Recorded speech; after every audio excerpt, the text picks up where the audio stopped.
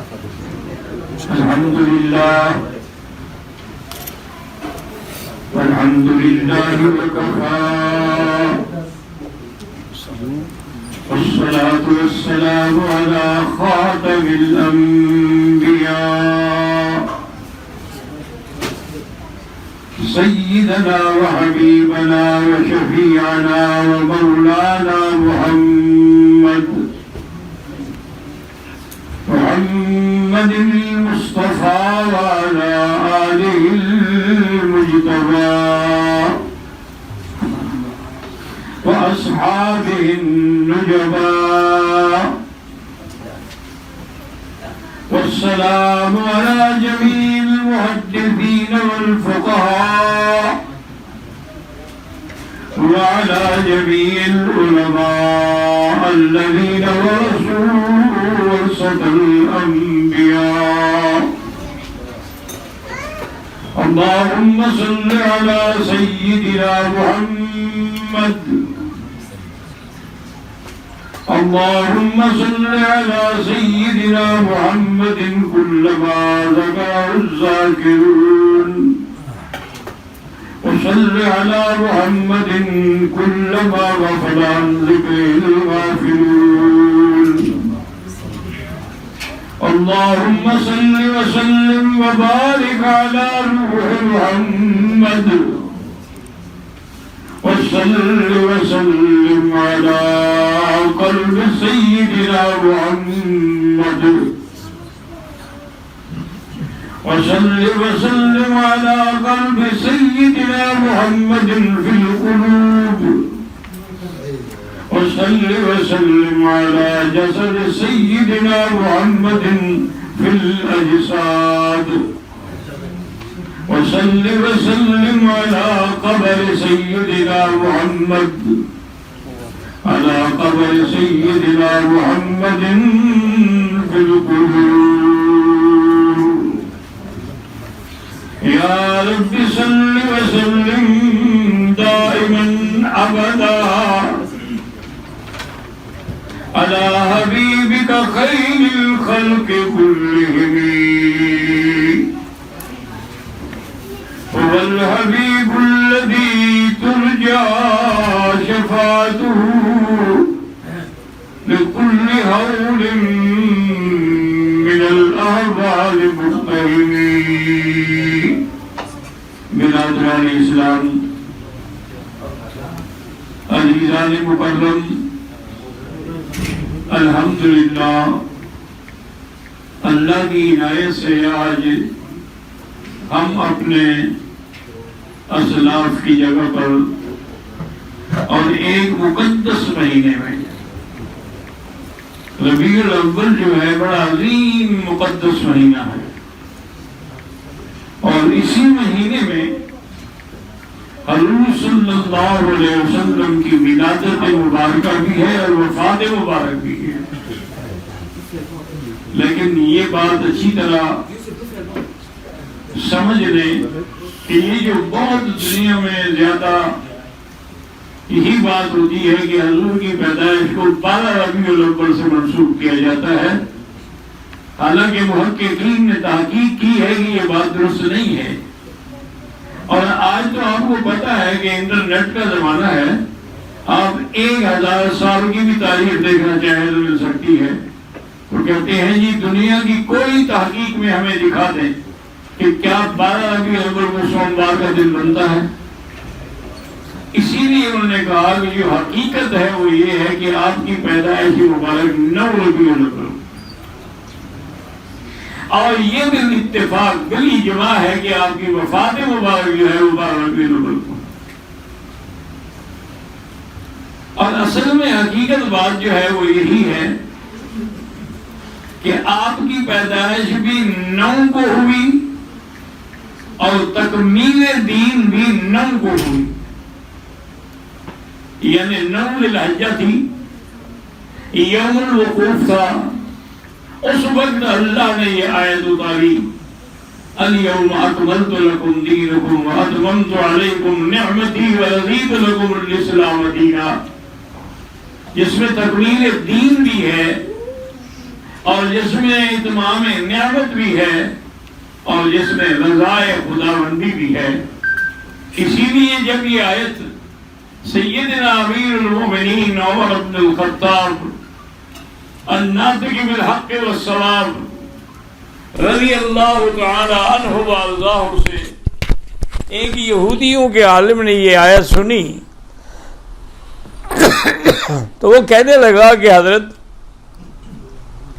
اگر یہ آیت مبارک ہمارے پیغمبر حضرت سیدنا موسیٰ علیہ السلام پہ اترتی لجعلناہ عیدن، ہم تو اس دن کو عید بنا دیتے ہیں۔ انہوں نے کہا اب دیکھیں کہ یوم عاشوراء کا ہم روزہ رکھتے ہیں، وجہ کیا ہے کہ اسی دن اللہ تبارک و تعالی نے حضرت موسیٰ علیہ السلام کو نجات دی اور فرعون کو غرق کیا، تو اس کے دن کو ہم نے یاد رکھنے کے لیے باقاعدہ روزہ رکھا ہوا ہے۔ تو پھر حضور نے بھی حکم فرما دیا امت کو کہ آپ لوگ بھی روزہ رکھیں، کیونکہ نحن احق کو ہمارا حق زیادہ ہے حضرت موسیٰ علیہ السلام سے ان لوگوں سے، لیکن ایک بات یہ کریں کہ روزہ اگر رکھنا ہو تو صوموا یومن قبلہ او یومن بعدہ، یا ایک دن پہلے بھی ملا لیں 9 اور 10 یا بعد میں 10 اور 11، تاکہ یہود سے موافقت نہ ہو جائے۔ یعنی اتنی لحاظ ہوتی تھی حضور پاک میری امت جو ہے کسی طرح گمراہیوں میں نہ بھٹک جائے۔ اور آج حقیقت میں یقین کریں آپ، دلی افسوس ہوتا ہے کہ کہاں شان حضور کی میلاد کا، کہاں شان حضور کی سیرت کا، کہاں شان حضور کے اقوال کا، اور ہم کیسے منا رہے ہیں جیسے کرسمس منائی جاتی ہے۔ کرسمس میں کیا ہوتا ہے؟ لائٹنگ ہی ہوتی ہے، اور جی آج باقاعدہ درختوں پر بلب ڈالے جا رہے ہیں اور دیواروں کو سجھایا جا رہا ہے اور گھروں کو سجایا اور لائٹنگ ہے بس۔ اور اسی طرح آپ دیکھیں کہ ہندوؤں کے ہاں بھی کیا ہے؟ دیوالی ہے کہ دیے جلائے جا رہے ہیں، گھروں میں بھی اور گلیوں میں بھی اور سڑکوں پہ بھی۔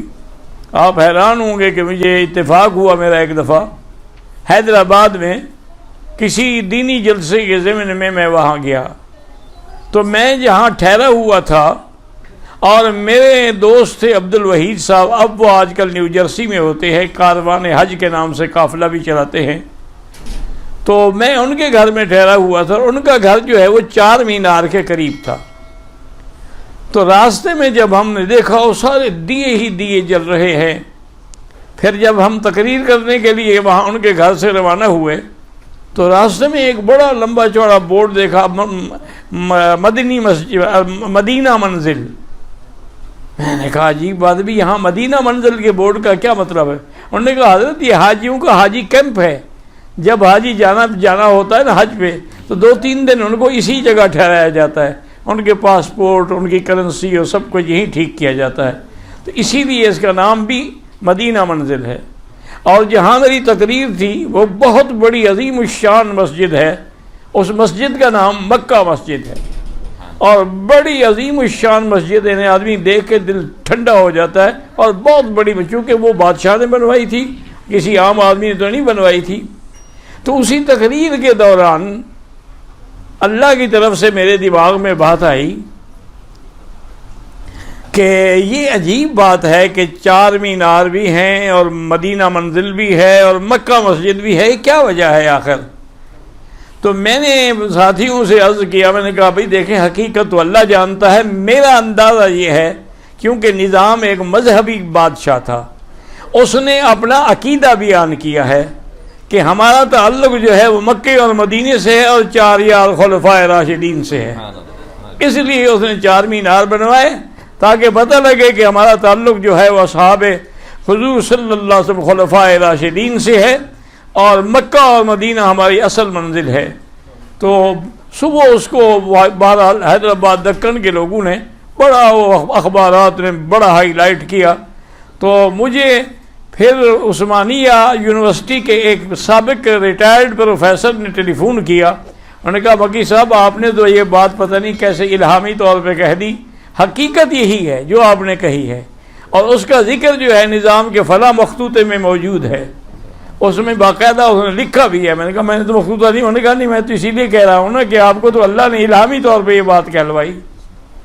اور ساتھ میں میں نے یہ بھی کہا کہ بھائی آخر اتنی لائٹنگ کی کیا ضرورت ہے کہ بھائی یہ سینکڑوں اور نہیں لاکھوں دیے جلائے جائیں اور لاکھوں بجلیاں جلائی جائیں؟ وجہ کیا ہے؟ میں نے کہا اصل بات یہ ہے، اگر تم دیکھو نا کہ ایک ہے دیوالی اور ایک ہوتی ہے ہندوؤں کے یہاں ہولی۔ ہولی جو ہے اس میں وہ رنگ پھینکتے ہیں ایک دوسرے پر۔ میں نے کہا پتہ ہے یہ اسی کو ڈھونڈ رہے ہیں، صبغۃ اللہ کو۔ فمن احسن من اللہ صبغۃ، ان کو پتہ نہیں ہے کہ یہ رنگ نہیں ہے، رنگ تو وہ ہے جو دین ایمان کا ہے، محبت مصطفیٰ کا ہے، وہ رنگ ہوتا ہے، یہ تو فضول رنگ ہے۔ میں نے کہا دیوالی یہ اس لیے روشنی جلا رہے ہیں کہ ان کو بھی اصل میں اس روشنی کی تلاش ہے، لیکن ان کو پتہ نہیں ہے کہ وہ روشنی اگر ملے گی تو مومن کے دل میں ملے گی۔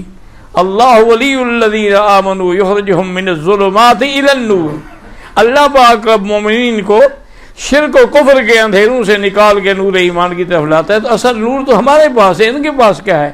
یہ بیچارے اسی تلاش میں ہیں لیکن ان کو مل نہیں رہا ہے۔ تو بہرحال کہنے کا مقصد یہ تھا کہ یہ حقیقتاً ہمارے آقا کی عظمت کے خلاف ہے کہ ہم صرف بجلیاں جلائیں اور لاکھوں کروڑوں روپے خرچ کر دیں، اس کے بجائے اگر یہی پیسے آپ کسی غریب پہ خرچ کر دیتے، یتیموں پہ خرچ کر دیتے، بیواؤں پہ خرچ کر دیتے، مدارس پہ خرچ کر دیتے، تو وہ ہمیشہ کے لیے یادگار بن جاتے۔ تو اصل تو حضور کی محبت میں میلاد بنانے کا یہی طریقہ ہے جو ہمارے بزرگ کرتے ہیں کہ سیرت پہ بیان ہو گیا، علماء تشریف لے آئے، جلسے ہوئے، مقالے پڑھے گئے، کتابیں لکھی گئیں۔ یہ ہے صحیح طریقہ جو اللہ تبارک و تعالی ہمیں دیا ہے۔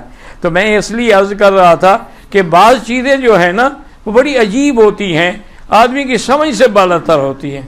اب آپ دیکھیں کہ کعبۃ اللہ جو ہے ان اول بیت، وہ اول ہے، اور میرے مدنی جو ہے وہ آخر النبیین ہیں۔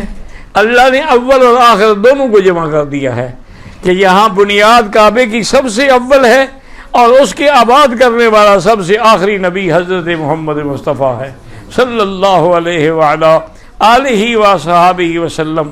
اسی لیے آپ سارا قرآن دیکھیں، ہر پیغمبر نے یا قوم یا قوم یا قوم کے خطاب کیا ہے۔ وَإِلَىٰ عَادٍ أَخَاهُمْ هُودًا قَالَ يَا قَوْمِ اعْبُدُوا اللَّهَ وَإِلَىٰ ثَمُودَ أَخَاهُمْ شُعَيْبًا قَالَ يَا قَوْمِ اعْبُدُوا اللَّهَ وَإِلَىٰ مَدْيَنَ أَخَاهُمْ شُعَيْبًا قَالَ يَا قَوْمِ اعْبُدُوا اللَّهَ، چونکہ وہ اپنی قوم کے لیے نبی بن کے آئے تھے، اور میرے مدنی جو ہیں وہ ساری کائنات کے لیے نبی بنا کے بھیجے گئے۔ اس لیے حضور نے ہمیشہ خطاب کیا کہ یا ایھا الناس انی رسول اللہ الیکم جمیعا، یا ایھا الناس اعبدوا ربکم الذی خلقکم من قبلہ۔ اور اسی طرح حضور پاک صلی اللہ علیہ وسلم نے فرمایا کہ تمہاری کتنی بڑی شان ہے کہ اللہ تبارک و تعالی نے انا خاتم الانبیاء وانتم خاتم الامم، کہ میں نبیوں کو ختم کرنے والا اور تم آخری امت ہو، تمہارے بعد امت نہیں، میرے بعد نبی نہیں۔ اور اسی طرح پھر آپ یہ دیکھیں کہ ان ساری آیتوں میں لفظ جو ہے للناس ہے، ان اول بیت وضع للناس۔ اگر یہاں اللہ کہہ دیتے کہ للنبیین تو پھر تو کعبے میں صرف نبی آتے اور تو کوئی نہ آتا۔ یا اللہ اگر فرما دیتے کہ وضع للصالحین، کہ یہ نیک لوگوں کے لیے بنایا گیا ہے، تو پھر ہم جیسے بدکردار کیسے اس میں داخل ہو سکتے تھے؟ فرمایا نہیں، میری رحمت عام ہے، وضع للناس، اور میرا مدنی کی نبوت بھی عام ہے، وما ارسلناک الا کافۃ للناس۔ اسی لیے حضور پاک سے اور کی جو امت ہے وہ کتنی شان والی ہے کہ کنتم خیر امۃ اخرجت للناس۔ تو یہ سب جگہ پر للناس کا جو ہے یہ دلیل ہے کہ حضور صلی اللہ علیہ وسلم کے بعد کوئی نبی نہیں آئے گا۔ اللہ تبارک و تعالی نے تمام کے لیے آپ کو نبی بنا کے بھیجا ہے۔ اب جیسے کعبہ کوئی ذلی بروزی کعبہ بن سکتا ہے؟ اگر کعبہ ذلی بروزی نہیں بن سکتا، قرآن ذلی بروزی نہیں بن سکتا، تو نبی کیسے ذلی بروزی بن سکتا ہے؟ تو نبی کے بعد کوئی نبی نہیں، کعبے کے بعد کوئی کعبہ نہیں۔ اسی لیے حضور نے فرمایا ان ربکم واحد وان دینکم واحد وان نبیکم واحد، او کما قال النبی صلی اللہ علیہ وسلم۔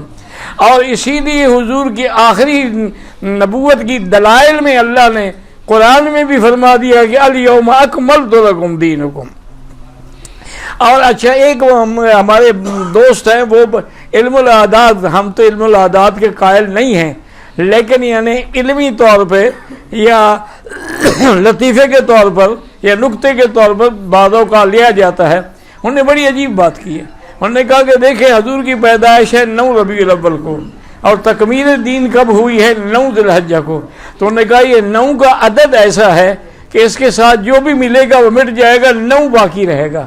تو اس لیے 9 کے ساتھ کبھی مقابلہ نہ کریں. اب دیکھیں نا 9 کو اگر 3 سے ضرب دے تو کیا ہوگا 27.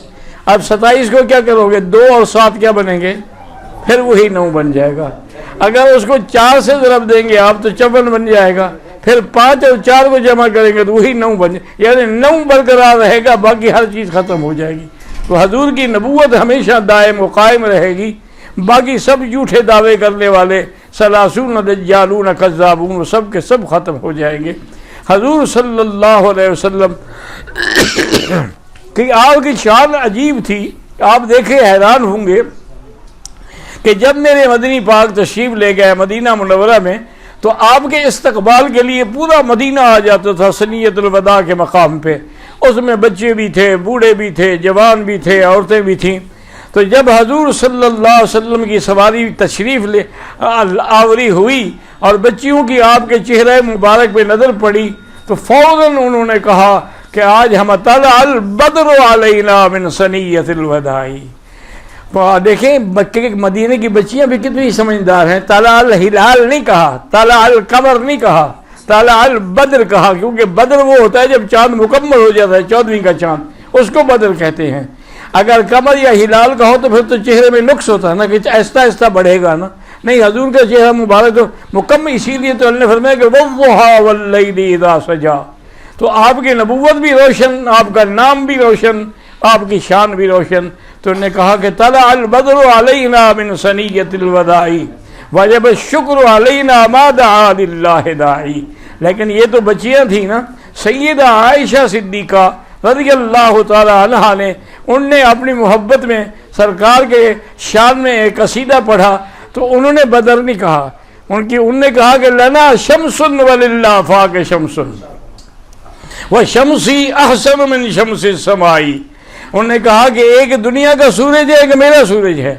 میرا سورج جو ہے وہ دنیا کے سورج سے 1000 درجہ اچھا ہے کہ شمس الآفاق تطلع بعد فجر وشمسی تطلع بعد العشاء. سورج دنیا کا تو دن میں چمکتا ہے نا, رات کو تو غائب ہو جاتا ہے. لیکن میرے مدنی کا چہرہ ایسا ہے کہ جو رات کو بھی روشن ہوتا ہے جیسے سورج روشن ہوتا ہے. تو اس کی وجہ ایک یہ بھی تھی کہ بدر ہمیشہ شمس کا محتاج ہوتا ہے. تو بی بی عائشہ نے شمس سے تشبیہ دی ہے کہ تمام انبیاء کی شان حضور پاک سے گویا کہ ماخوذ ہے.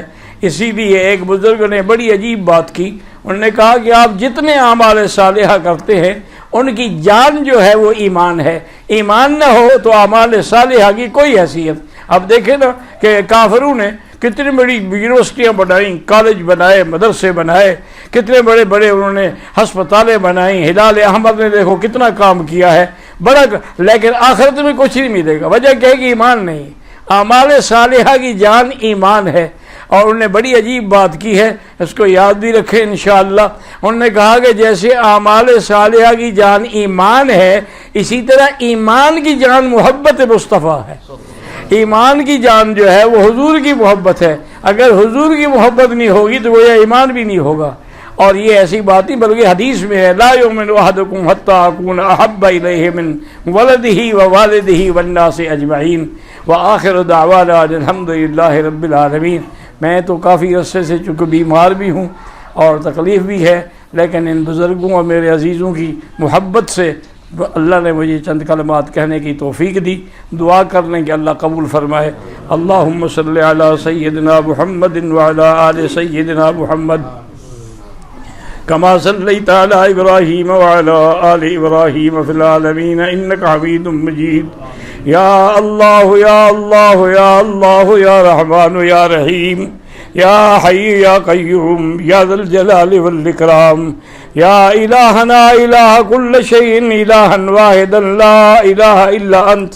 اللہم انت المیسر لکل یسیر وانت علی کل شیء قدیر.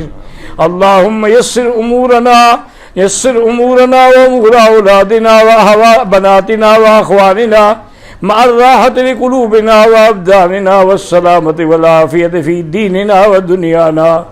اللهم إنا نسألك العفو والعافية ودوام العافية وتمام العافية والشكر على العافية. اللهم تقبل عنا ذكر النبي المصطفى صلى الله عليه وسلم. ربنا تقبل عنا هذه الاجتماع المبارك في مقام مبارك في بلد مبارك. ربنا تقبل منا إنك أنت السميع العليم وتب علينا إنك أنت التواب الرحيم. سبحان ربك رب العزة عما يصفون وسلام على المرسلين والحمد لله رب العالمين.